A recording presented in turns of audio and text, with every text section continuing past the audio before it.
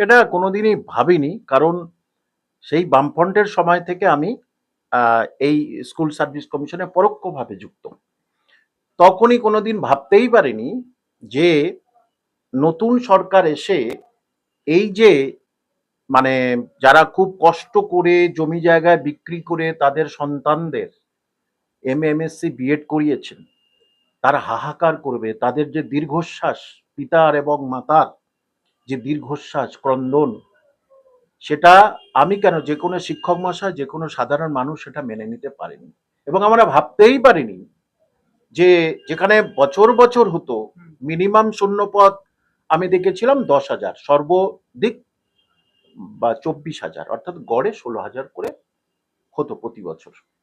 প্রতি বছর সেইটা আমরা ভেবেছিলাম যে এই সরকার এসে আরো বেশি শূন্যপদ দেবে, স্কুল বাড়াবেন, সবকিছু বাড়াবেন।